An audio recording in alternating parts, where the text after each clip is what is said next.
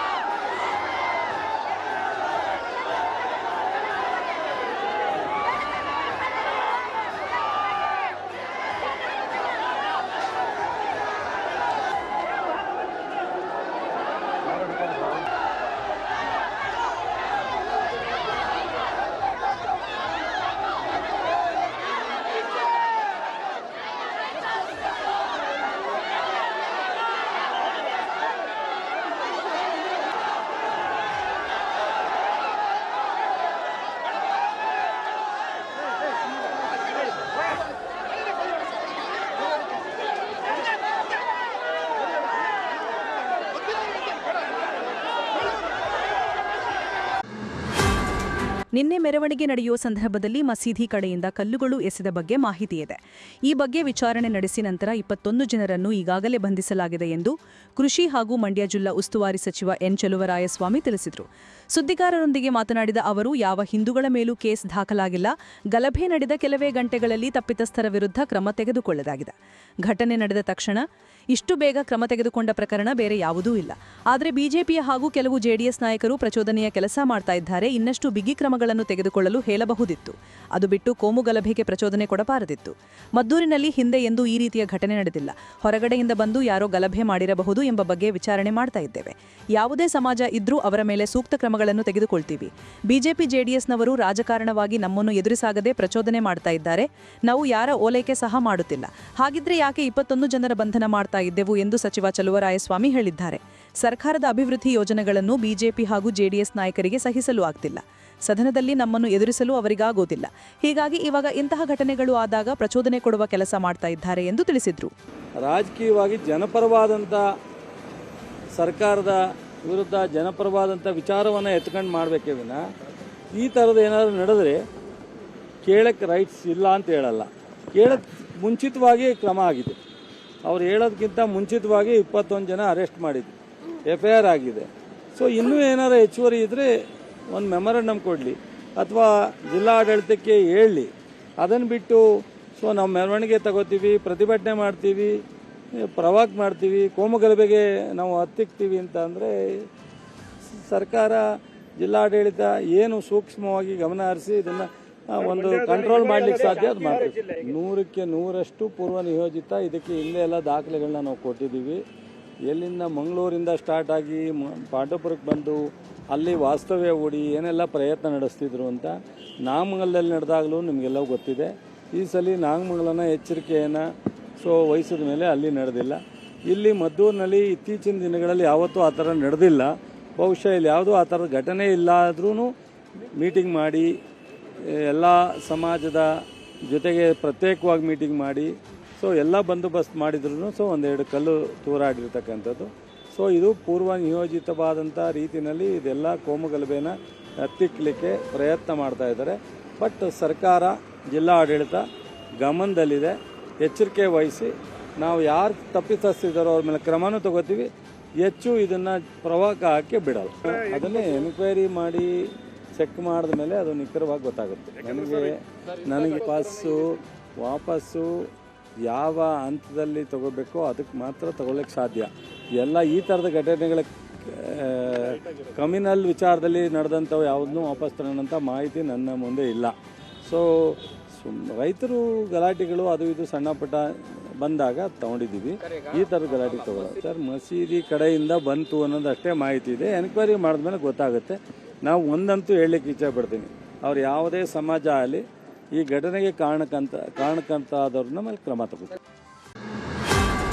ಗಾಂಧೀಜಿಯವರ ಕನಸುಗಳಂತೆ ಸ್ವಾಭಿಮಾನ, ಸ್ವಾವಲಂಬನೆ, ಶಾಶ್ವತ ಅಭಿವೃದ್ಧಿ ಎಂಬ ತತ್ವಗಳ ಆಧಾರದ ಮೇಲೆ ಜನಸಾಮಾನ್ಯರಿಗೆ ಅರಿವು ನೀಡುವ ಉದ್ದೇಶದಿಂದ ಒಟ್ಟು 11 ವಿಷಯಗಳ ಕುರಿತ ಪ್ರದರ್ಶನ, ಸಂವಾದ, ಪ್ರಾತ್ಯಕ್ಷಿಕೆಗಳನ್ನೊಳಗೊಂಡ ಸ್ವರಾಜ್ ಉತ್ಸವವು ಪಾಂಡವಪುರ ಕ್ರೀಡಾಂಗಣದಲ್ಲಿ ಸೆಪ್ಟೆಂಬರ್ 13ರಂದು ನಡೆಯಲಿದೆ ಎಂದು ಶಾಸಕ ದರ್ಶನ್ ಪುಟ್ಟಣಯ್ಯ ತಿಳಿಸಿದರು. ಮಂಡ್ಯದಲ್ಲಿ ಸಂವಾದ ನಡೆಸಿದ ಅವರು, ಪುಟ್ಟಣಯ್ಯ ಫೌಂಡೇಶನ್ ಮತ್ತು ಕರ್ನಾಟಕ ರಾಜ್ಯ ರೈತ ಸಂಘ ಹಾಗೂ ಹಲವು ಸ್ವಯಂ ಸೇವಾ ಸಂಸ್ಥೆಗಳ ಸಹಯೋಗದೊಂದಿಗೆ ಈ ಕಾರ್ಯಕ್ರಮ ಆಯೋಜಿಸಲಾಗುತ್ತಿದೆ. ಈ ಉತ್ಸವದಲ್ಲಿ 30ಕ್ಕೂ ಹೆಚ್ಚು ಸಂಸ್ಥೆಗಳು ಭಾಗಿಯಾಗಲಿದ್ದು 10,000 ಜನ ಪಾಲ್ಗೊಳ್ಳುವ ನಿರೀಕ್ಷೆಯಿದೆ ಎಂದು ವಿವರಿಸಿದರು. ಕೃಷಿ, ಆರೋಗ್ಯ, ಆರ್ಥಿಕ ಸ್ವಾವಲಂಬನೆ, ಯುವಜನ ಅಭಿವೃದ್ಧಿ, ತಂತ್ರಜ್ಞಾನ, ಉದ್ಯಮಶೀಲತೆ, ಶಿಕ್ಷಣ ಮುಂತಾದ ವಿಷಯಗಳಿಗೆ ಸಂಬಂಧಿಸಿದಂತೆ ಸ್ವಯಂ ಸೇವಾ ಸಂಸ್ಥೆಗಳಿಂದ ಪ್ರದರ್ಶನ, ಪ್ರಾತ್ಯಕ್ಷಿಕೆ ಹಾಗೂ ನೇರ ಚಟುವಟಿಕೆಗಳನ್ನು ಹಮ್ಮಿಕೊಳ್ಳಲಾಗಿದೆ ಎಂದರು. 50ಕ್ಕೂ ಹೆಚ್ಚು ಮಳಿಗೆಗಳು ಪಾಂಡವಲ್ ಕ್ರೀಡಾಂಗಣದಲ್ಲಿ ಸ್ಥಾಪನೆಯಾಗಲಿದ್ದು, ಕಾರ್ಯಕ್ರಮಕ್ಕೆ ಆಗಮಿಸುವ ಪ್ರತಿಯೊಬ್ಬರಿಗೂ ಮಾಹಿತಿ, ಜಾಗೃತಿ ಮತ್ತು ಅನುಭವ ನೀಡುವಲ್ಲಿ ಪ್ರಮುಖ ಪಾತ್ರ ವಹಿಸುವುದಾಗಿದೆ. ಹಳ್ಳಿಗಳಲ್ಲೇ ಬದಲಾಗುತ್ತಿರುವ ಜೀವನ ಶೈಲಿಗಳ ನಡುವೆಯೂ ಸ್ಥಳೀಯ ಸಂಪನ್ಮೂಲಗಳನ್ನು ಬಳಸಿಕೊಂಡು ಸ್ವಾವಲಂಬಿ ಬದುಕನ್ನು ಕಟ್ಟಿಕೊಳ್ಳುವ ಮಾರ್ಗಗಳನ್ನು ಜನರಿಗೆ ತೋರಿಸುವುದು ಈ ಉತ್ಸವದ ಮುಖ್ಯ ಗುರಿ. ಸುಸ್ಥಿರ ಕೃಷಿ, ಮಿಶ್ರ ಬೆಳೆ ಪದ್ಧತಿ, ನೈಸರ್ಗಿಕ ಕೃಷಿ, ಸ್ಥಳೀಯ ಕೈಗಾರಿಕೆಗಳ ಉತ್ತೇಜನ, ಮಹಿಳೆಯರ ಸಬಲೀಕರಣ ಹಾಗೂ ಪರಿಸರ ಸ್ನೇಹಿ ಬದುಕಿನ ಕುರಿತು ಈ ಕಾರ್ಯಕ್ರಮ ಜನರಿಗೆ ದಾರಿದೀಪವಾಗಲಿದೆ ಎಂದು ತಿಳಿಸಿದರು. ಇದೇ ತಿಂಗಳು ಸೆಪ್ಟೆಂಬರ್ 13ನೇ ತಾರೀಕು ಬೆಳಗ್ಗೆ 10 ಗಂಟೆಯಿಂದ 5 ಗಂಟೆ ಪಾಂಡವಪುರ ಕ್ರೀಡಾಂಗಣದಲ್ಲಿ ಸ್ವರಾಜ್ ಉತ್ಸವ ಅಂತ ಒಂದು ಕಾರ್ಯಕ್ರಮನ ಮಾಡ್ತಾಯಿದ್ದೀವಿ. ಅದ್ರ ಪ್ರಯುಕ್ತ ಅದರದ್ದು ವಿಷಯಗಳನ್ನು ತಿಳಿಸ್ಕೊಡೋಕ್ಕೋಸ್ಕರ ಇಲ್ಲಿ ಮಾತಾಡೋಕ್ಕೆ ಬಂದಿದ್ದೀನಿ. ಅದು ಕಾರ್ಯಕ್ರಮ ಸ್ವಲ್ಪ ದೀರ್ಘವಾಗಿ ವಿಷಯಗಳನ್ನು ನಿಮಗೆ ತಿಳಿಸ್ಕೊಡೋಕ್ಕೆ ಹೇಳ್ತೀನಿ. ಯಾಕೆ ಈ ಕಾರ್ಯಕ್ರಮ ಬಂತು, ಹೆಂಗೆ ಮಾಡಿದ್ವಿ, ಯಾವ ಆಲೋಚನೆಗಳು ಬಂತು, ಯಾವ ಆಲೋಚನೆಗಳಿಂದ ನಾವು ಈ ಕಾರ್ಯಕ್ರಮನ ರೂಪಿಸಿದ್ದೀವಿ ಅಂತ. ನಾವು ಚುನಾವಣೆಗೆ ಮುಂಚೆ ಪ್ರತಿ ಊರಲ್ಲೂ ನಾವು ಕ್ಯಾಂಪೇನ್ ಮಾಡೋಕ್ಕೆ ಹೋದಾಗ ನಾವು ಆರ್ಥಿಕ ವ್ಯವಸ್ಥೆ ಬಗ್ಗೆ, ರೈತರ ಆರ್ಥಿಕ ವ್ಯವಸ್ಥೆ ಬಗ್ಗೆ ನಾವು ಸುಮಾರು ಮಾತಾಡಿದ್ವಿ. ಹೆಂಗೆ ನಾವು ರೈತರ ಆರ್ಥಿಕ ವ್ಯವಸ್ಥೆಯನ್ನು ಸುಧಾರಣೆ ಮಾಡಬೇಕು ಮತ್ತು ಅವ್ರನ್ನ ಸ್ವಾವಲಂಬಿ ಬದುಕನ್ನು ಕಟ್ಕೊಡೋಕ್ಕೆ ಯಾವ ಥರ ನಾವು ಅವ್ರಿಗೆ ಅನುಕೂಲಗಳನ್ನ ಮಾಡಿಕೊಡ್ಬೇಕು, ಈ ಎಲ್ಲ ವಿಷಯಗಳು ಇಟ್ಕೊಂಡು ನಾವು ಸುಮಾರು ನಾವು ಎಲೆಕ್ಷನ್ ಮುಂಚೆನೂ ಇದೇ ಥರ ಮತ್ತು ಆ ಪ್ರಶ್ನೆಗಳು ಇತ್ತು.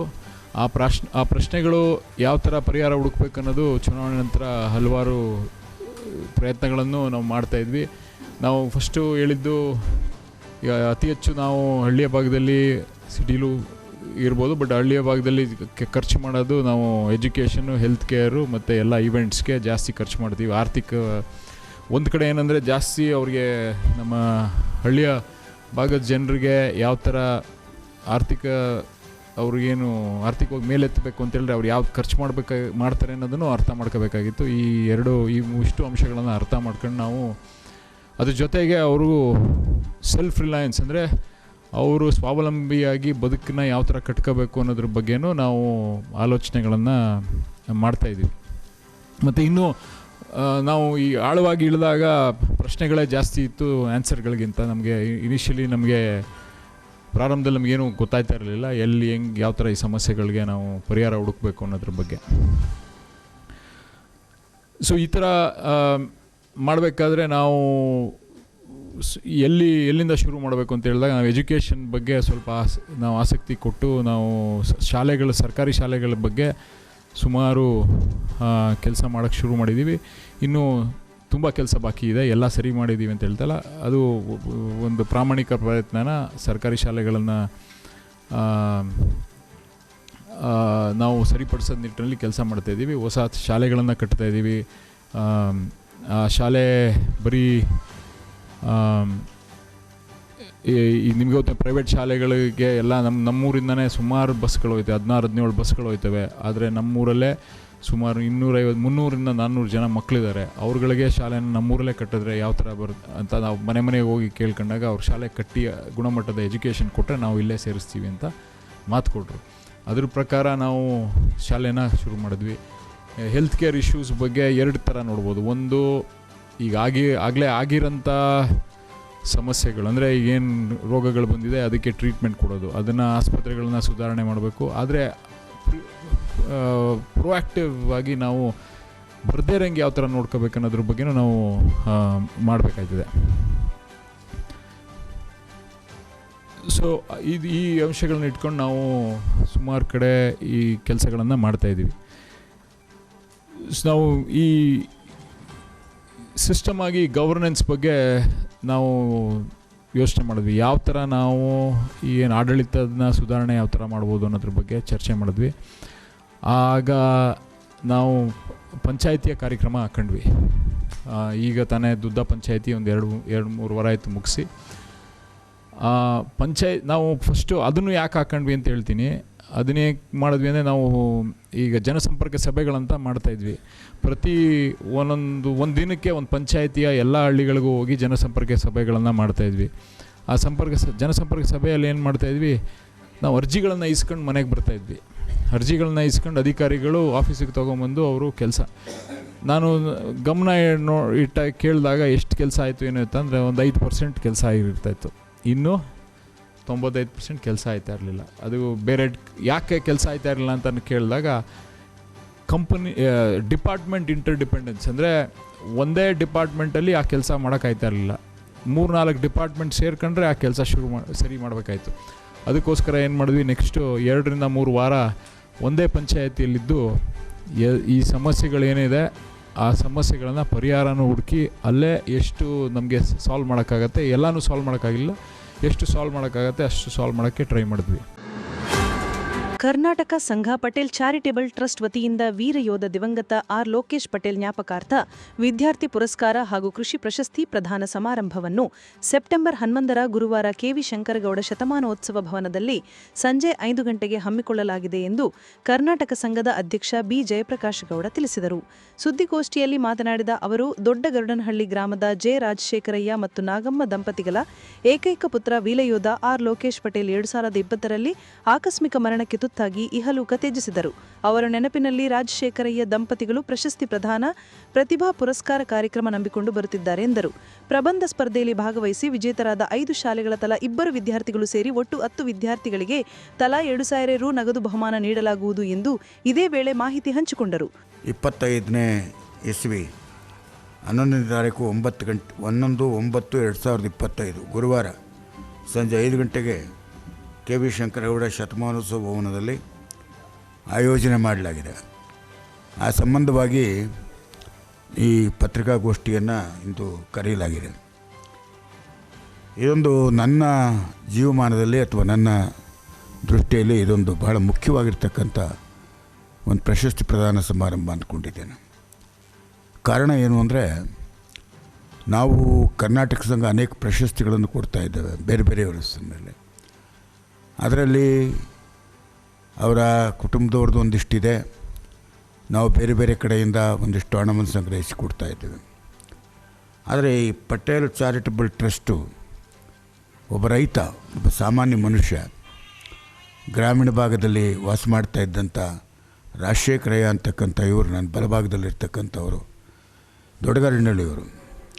ಅವರು ತಮ್ಮ ಮಗ ವೀರಯೋಧ ಆರ್ ಲೋಕೇಶ್ ಅಂತ ಒಂದು 6-7 ವರ್ಷದ ಹಿಂದೆ ಆತ ಮಿಲಿಟ್ರಿಯಲ್ಲಿದ್ದ.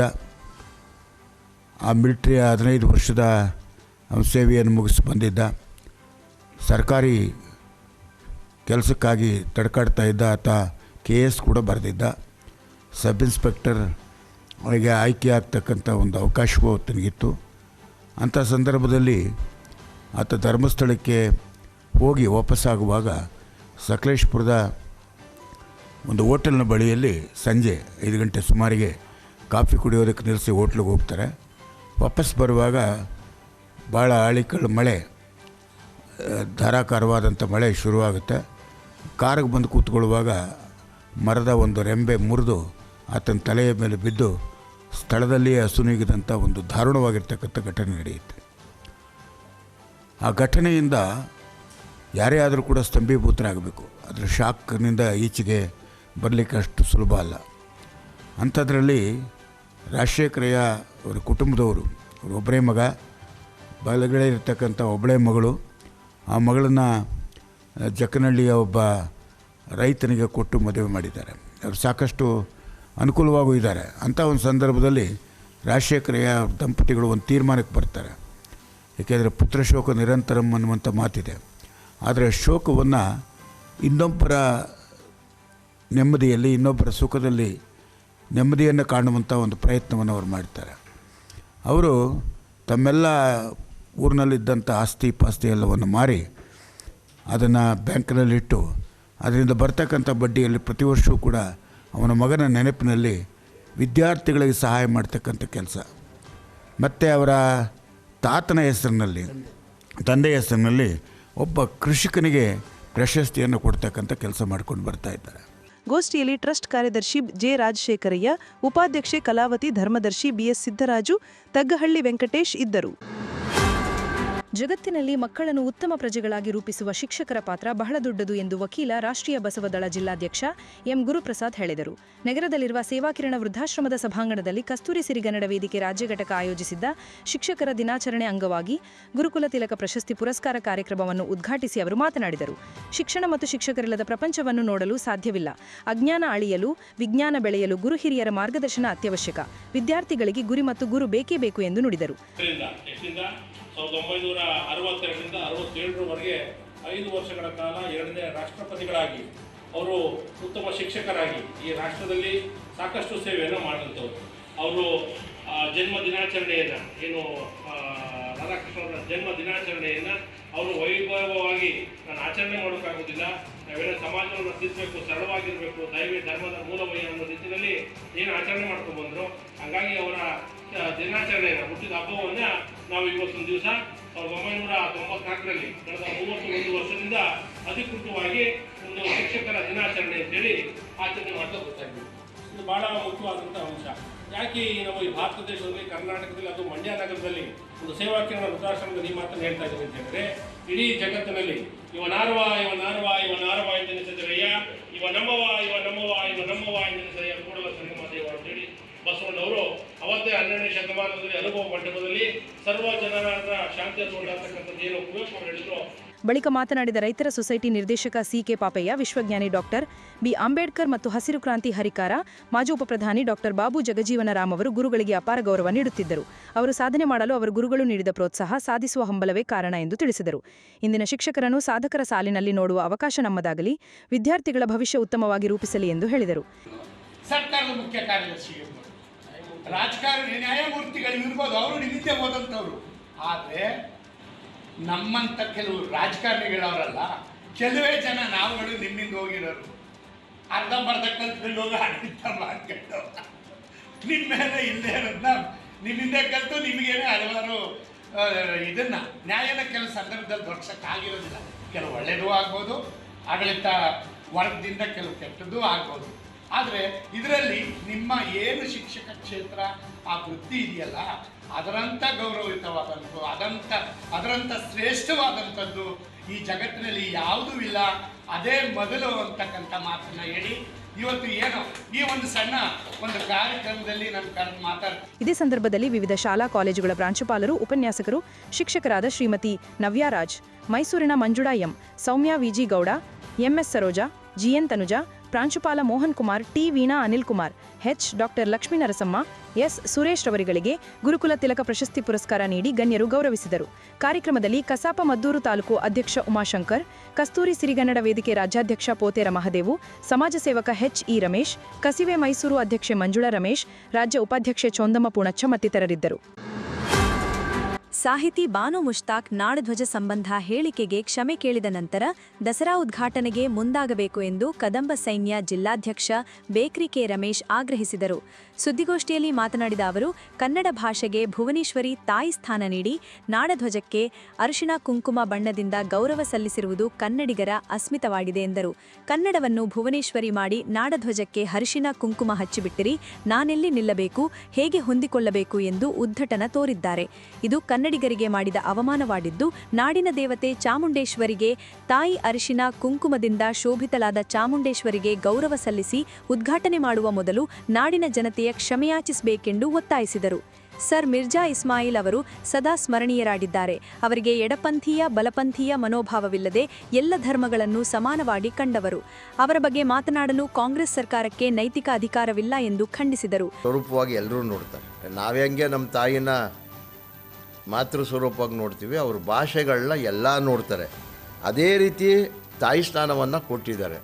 ಪ್ರತಿಯೊಂದು ರಾಜ್ಯದಲ್ಲೂ ಪ್ರತಿಯೊಂದು ರಾಷ್ಟ್ರದಲ್ಲೂ ಅವರವರ ಇದು ಪ್ರತೀಕವಾಗಿ ಅಸ್ಮಿತೆ ಕೂಡ ಧ್ವಜವನ್ನು ಸ್ಥಾಪನೆ ಮಾಡಿದ್ದಾರೆ. ಅದರ ಬಗ್ಗೆ ಎರಡು ಮಾತಿಲ್ಲ.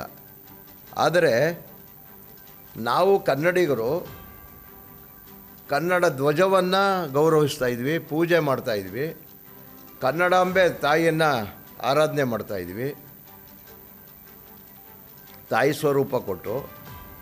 ಮತ್ತು ಎಲ್ಲ ತಾವು ಈಗ ಉದಾಹರಣೆಗೆ ಬೆಳಗಾವಿನಲ್ಲಿ ಕನ್ನಡ ಧ್ವಜಕ್ಕೆ ಬೆಂಕಿ ಹಾಕಿದಾಗ, ಬೇರೆ ಕಡೆ ತಮಿಳರ ಧ್ವಜಕ್ಕೆ ಹಾಕಿದಾಗ ಬೃಹತ್ ಹೋರಾಟವನ್ನು ನಾವು ಕನ್ನಡಿಗರು ಮಾಡಿದ್ದೀವಿ, ಕನ್ನಡ ಪರ ಸಂಘಟನೆಗಳು ಮಾಡಿದ್ದೀವಿ. ಆದರೆ ಈ ವಿಚಾರದಲ್ಲಿ ಕನ್ನಡ ಪರ ಸಂಘಟನೆಗಳು ಮೌನವಾಗಿರೋದು ನನಗೆ ಅತ್ಯಂತ ನೋವನ್ನು ತಂದಿದೆ, ಬೇಜಾರಾಗಿದೆ. ಇದರ ಬಗ್ಗೆ ಕನ್ನಡ ಪರ ಸಂಘಟನೆಗಳು ತಕ್ಷಣ ಈ ಬಗ್ಗೆ ಮನವಿನ ಅರ್ಪಿಸಬೇಕು. ಈಗ ನಾವು ಈ ತಿಂಗಳು ಕೊನೆಯಲ್ಲಿ, ಈ ತಿಂಗಳಲ್ಲ, ಈ 15ನೇ ತಾರೀಕು ಹಾಸನಕ್ಕೆ ಭೇಟಿ ಮಾಡಿ ಬಾನು ಮುಷ್ತಾಕ್ ಅವ್ರನ್ನ ಭೇಟಿ ಮಾಡಿ ಈ ಮನವಿನ ಸಲ್ಲಿಸ್ತಾ ಇದ್ದೀವಿ. ಮಾಧ್ಯಮದ ಜೊತೆಗೆ ರಾಜ್ಯಾದ್ಯಂತನೂ ಮಾಡ್ತೀವಿ. ನಾಳೆ ಬಾಗಲಕೋಟೆಯಲ್ಲಿದೆ, ನಾಳಿದ್ದು ಗದಗಲ್ಲಿದೆ, ಹುಬ್ಳಿಲಿದೆ. ಎಲ್ಲ ತಾವು ಮಾಡೋದ್ರ ಜೊತೆಗೆ ಪತ್ರಿಕಾಗೋಷ್ಠಿ ಮಾಡೋ ಜೊತೆಗೆ ನೇರವಾಗಿ ನಾವು ಆ ಅಮ್ಮನ್ನ ಸಂಪರ್ಕ ಮಾಡಿ ನೀವು ಕನ್ನಡಿಗರ ಕ್ಷಮೆ ಕೇಳಬೇಕು ಈ ವಿಚಾರಕ್ಕೆ ಅಂತ ಕೇಳಿದ್ದೀವಿ. ಅವರು ಕನ್ನಡಕ್ಕೆ ಅಸ್ಮಿತೆಗೆ ಧಕ್ಕೆ ತಂದಿರೋದ್ರಿಂದ ಅವ್ರು ಹೇಳ್ತಾರೆ, ಕನ್ನಡವನ್ನು ಭುವನೇಶ್ವರಿಯನ್ನಾಗಿ ಮಾಡಿದ್ರಿ, ಕೆಂಪು ಹಳದಿ ಹಾಕ್ಬಿಟ್ರಿ ಬಾವುಟವ, ನಾನು ಎಲ್ಲಿ ನಿಂತ್ಕೋಬೇಕು, ನಾನು ಏನು ಮಾಡಬೇಕು ಅನ್ನುವಂಥ ಪ್ರಶ್ನೆನ ಅವರು ಹಾಕ್ತಾರೆ. ಆಗ ನಾವು ಪ್ರತಿಭಟನೆ ಮಾಡಬೇಕಾಯಿತು ಕನ್ನಡಿಗರು. ನಾವು ಕನ್ನಡ ಪರ ಸಂಘಟನೆಗಳು ಕನ್ನಡಿಗರು ಪ್ರತಿಭಟನೆ ಮಾಡಬೇಕಾಯ್ತು, ಅಲ್ಲಿದ್ದವರು ಪ್ರತಿಭಟಿಸ್ಬೇಕಾಯ್ತು. ಈ ವಿಚಾರದಲ್ಲಿ ಬೇಡಿ ಅಂತ ಹೇಳ್ಬೇಕಾಯ್ತು. ಅವ್ರು ಯಾರೂ ಹೇಳಲಿಲ್ಲ, ನಮ್ಮ ಕನ್ನಡಿಗರು ಯಾರೂ ಹೇಳೋದಿಲ್ಲ. ರಾಜ್ಯ ಸರ್ಕಾರ ಆಗ್ಬೋದು, ವಿರೋಧ ಪಕ್ಷಗಳಾಗ್ಬೋದು, ಅವ್ರಿಗೇನಿದ್ರು ಮತ ಬ್ಯಾಂಕ್ಗೋಸ್ಕರ ಅವರು ನಮ್ಮನ್ನು ಕನ್ನಡಿಗರನ್ನ ಎತ್ತುಗಟ್ಟುವಂಥ ಹೀನ ಕೃತ್ಯವನ್ನು ಮಾಡ್ತಾಯಿದ್ದಾರೆ. ಆದರೆ ತಮಿಳುನಾಡಲ್ಲಿ ಈ ಸಮಸ್ಯೆ ಇಲ್ಲ. ಅಲ್ಲಿ ನಾಟ್ಯದಲ್ಲಿ ತಮಿಳ್ ತಲೆವರ್ಗಳು ತಮಿಳ್ ಮಕ್ಕಳು ಅಂತ ಹೇಳ್ತಾರೆ. ಇಲ್ಲಿ ನಮಗೆ ಅತ್ಯಂತ ದುರ್ದೈವ ಈ ಕನ್ನಡದ ಅಭಿಮಾನಿಗಳೇ ಅಂತಾರೆ. ಕನ್ನಡದ ಅಭಿಮಾನಿಗಳಂದ್ರೆ ನಮ್ಮ ಅಭಿಮಾನಿಗಳಲ್ಲ, ನಮ್ಮ ತಾಯಿಗೆ ನಾವು ಮಕ್ಕಳು. ಆ ಕಲ್ಪನೆ ಇಲ್ಲ ಕನ್ನಡಿಗೆ. ಎಲ್ಲಿ ಹೋದರೂ ಕನ್ನಡಕ್ಕೆ ಯಾರೇ ಚಲನಚಿತ್ರ ನಟ ಆಗಲಿ ಎಲ್ಲೇ ಹೋದರೂ ಕನ್ನಡ ಅಭಿಮಾನಿಗಳೇ ಅಂತ ಹೇಳ್ತಾರೆ. ಇದೊಂದು ಅತ್ಯಂತ ದುರ್ದೈವವಾಗಿದೆ. ಗೋಷ್ಠಿಯಲ್ಲಿ ಕಾನೂನು ಸಲಹೆಗಾರ ಮೋಹನ್ ಚಿಕ್ಕಮಂಡ್ಯ, ರಾಜ್ಯ ಸಹಕಾರ್ಯದರ್ಶಿಗಳಾದ ಉಮ್ಮಡಹಳ್ಳಿ ನಾಗೇಶ್, ಗುಡಿಗೇನಹಳ್ಳಿ ಆರಾಧ್ಯ ಇದ್ದರು. ಕೆಆರ್ಪೇಟೆ ತಾಲೂಕಿನಲ್ಲಿ ಜಮೀನು ಖರೀದಿ ಸಂಬಂಧ ವಕೀಲರು ನನ್ನ ಪರವಾಗಿ ವಕಾಲತು ವಹಿಸಿದ್ದ ವಕೀಲರ ಕುಟುಂಬದಿಂದ ದೌರ್ಜನ್ಯ ಎಸಗಲಾಗಿದೆ ಎಂದು ಕೆಆರ್ಪೇಟೆ ಪಟ್ಟಣದ ಟಿಬಿ ಬಡಾವಣೆ ನಿವಾಸಿ ಸಿಬಿ ಪರಮೇಶ ಆರೋಪಿಸಿದರು. ಸುದ್ದಿಗೋಷ್ಠಿಯಲ್ಲಿ ಮಾತನಾಡಿದ ಅವರು, ರಾಜಕೀಯ ಪ್ರಭಾವವಿರುವ ಲಾಯರ್ ಪ್ರಸನ್ನ ಮತ್ತವರ ಕುಟುಂಬವೆಲ್ಲ ವಕೀಲ ವೃತ್ತಿಯಲ್ಲಿದ್ದಾರೆ. ಆದರೆ ಅವರ ಕಕ್ಷಿದಾರನಾದ ನನಗೆ ನ್ಯಾಯ ಒದಗಿಸದೆ ಅನ್ಯಾಯ ಎಸಗುತ್ತಿದ್ದಾರೆ ಎಂದು ದೂರಿದರು. ಕೆಆರ್ಪೇಟೆ ತಾಲೂಕಿನ ಆಲಂಬಾಡಿ ಕಾವಲು ಗ್ರಾಮದಲ್ಲಿ ಪರಿಶಿಷ್ಟರ ಜಮೀನನ್ನು 1.6 ಲಕ್ಷ ರು ನೀಡಿ ಒಪ್ಪಂದ ಮಾಡಿಕೊಳ್ಳಲಾಗಿತ್ತು. ಜಮೀನು ನೋಂದಣಿ ಮಾಡಿಕೊಡದ ಕಾರಣ ಸದರಿ ವಕೀಲ ಮೊರೆ ಹೋಗಲಾಗಿತ್ತು. ಅವರು ನನಗೆ ನ್ಯಾಯ ಒದಗಿಸದೆ ನನ್ನ ವಿರುದ್ಧವೇ ದೌರ್ಜನ್ಯ ಎಸಗುತ್ತಿದ್ದಾರೆ ಎಂದು ಆಕ್ರೋಶ ವ್ಯಕ್ತಪಡಿಸಿದರು. ಸದರಿ ವಕೀಲನ ವಿರುದ್ಧ ಕ್ರಮ ಕೈಗೊಂಡು ಜಮೀನಿನ ಸಂಬಂಧ ಅಧಿಕಾರಿಗಳು ನ್ಯಾಯ ಒದಗಿಸಬೇಕೆಂದು ಆಗ್ರಹಿಸಿದರು. ಟಿಬಿ ಬಡಾವಣೆ LIC ಆಫೀಸ್ ಎಂಬುವಾಗ ವಾಸ ಇರುವುದು. ನನಗೆ 20 ವರ್ಷದಿಂದ ಸುಮಾರು ನಮ್ಮ ಮನೆ ಪಕ್ಕ ಇರುವಂಥ ಪ್ರಭಾವಿ ವ್ಯಕ್ತಿಗಳು ಹಾಗೂ ಲಾಯರ್ಗಳು ಅವರು ಕುಟುಂಬದ ಬಳಗ ಕುಟುಂಬದವರು ಎಲ್ಲ ಸೇರ್ಕೊಂಡು ಈ ಕೃತ್ಯಗಳಿಗೆಲ್ಲ ಹೊಣೆ ಆಗಿದ್ದಾರೆ. ನಾನು ಸುಮಾರು IG ಬೆಂಗಳೂರು ಅಲ್ಲಿ ಇಲ್ಲಿ ಎಲ್ರಿಗೂ ವಿಚಾರ ತಿಳಿಸಿದ್ದೀನಿ. ಏನಪ್ಪ ಅಂದರೆ ಕೂಲಿ ನಾಲಿ ಮಾಡಿಕೊಂಡು ನಾನು ಬದುಕ್ತಿದ್ದೆ, ಚೆನ್ನಾಗಿ ಬದುಕ್ತಿದ್ದೆ ಆರ್ಥಿಕವಾಗಿ. ಇವ್ರಿಗೆ ಏನು ಕಣ್ಣು ದೃಷ್ಟಿ ಬೀಳ್ತೋ ಗೊತ್ತಿಲ್ಲ. ನಮ್ಮ ಮನೆ ಪಕ್ಕದವ್ರು ಲಾಯರು, ಅವ್ರ ಕುಟುಂಬದವರೆಲ್ಲ ಕಣ್ಣು ದೃಷ್ಟಿ ಬೀಳ್ತು. ಅವ್ರಿಗೆ ಕೇಸ್ ಕೊಡ್ತಿದ್ದೆ.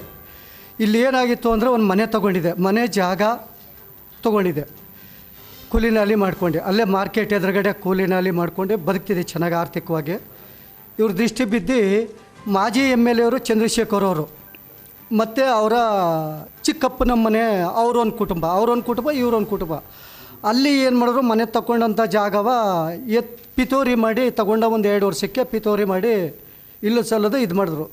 ಅದು ಕಾರಣ ಗೊತ್ತಾಯಿತು ಆಮೇಲೆ ನನಗೆ ಯಾತಕ್ಕಾಗಿ ಅಂತ. ಆಮೇಲೆ ನಂತರ ಗೊತ್ತಾದ ಮೇಲೆ ಎಲ್ಲರನ್ನೂ ಕೇಳಿಕೊಂಡೆ.